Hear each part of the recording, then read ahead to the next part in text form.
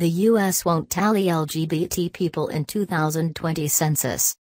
The next census won't include questions related to sexual orientation or gender identity, the Census Bureau announced Tuesday, a move that's drawn sharp rebuke from LGBT rights organizations.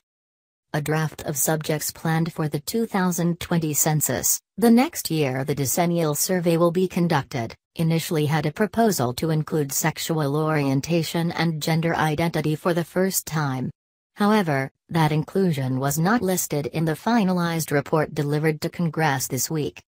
As the Washington Blade first noted, no U.S. Census or American Community Survey, a yearly effort that tracks population demographics, has ever included questions about sexual orientation or gender identity. Same-sex unmarried partners were first tallied by the census in 1990, but there has never been a question to identify LGBT individuals. The Census Bureau said the report including the proposed addition was released inadvertently and had been corrected before it was sent on to Congress, according to a statement obtained by the Blade. Nevertheless, the decision to remove the proposal drew fierce opposition from civil rights groups that have long sought inclusion of such data in the census. Megan Morey, Criminal and Economic Justice Project Director at the National LGBTQ Task Force, said the move was yet another step to deny LGBTQ people freedom, justice and equity. Information from these surveys helps the government to enforce federal laws like the Violence Against Women Act and the Fair Housing Act and to determine how to allocate resources like housing supports and food stamps, Morey said in a statement. If the government doesn't know how many LGBTQ people live in a community, how can it do its job to ensure we're getting fair and adequate access to the rights, protections and services we need?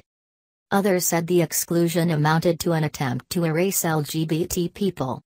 Social science researchers, health professionals, educators, and so many others striving to meet the needs of our communities for years have been decrying the lack of population-based data about who and where we are, the elevated rates of poverty we endure, and other serious challenges, Jennifer C. Pizer, Law and Policy Director at Lambda Legal, said in a statement. This is an assault on science as well as on a uniquely vulnerable group of Americans, Pizer said. It only strengthens our determination to be visible and counted in our communities, in town halls, in the streets, and in courtrooms nationwide. We number in the millions and we aren't going back. The Census Bureau is legally required to submit its planned subjects for the survey 3 years before it's conducted, and actual questions will be given to Congress by March 31, 2018. Our goal is a complete and accurate census, Bureau Director John H. Thompson said in a statement Tuesday. Please subscribe my channel.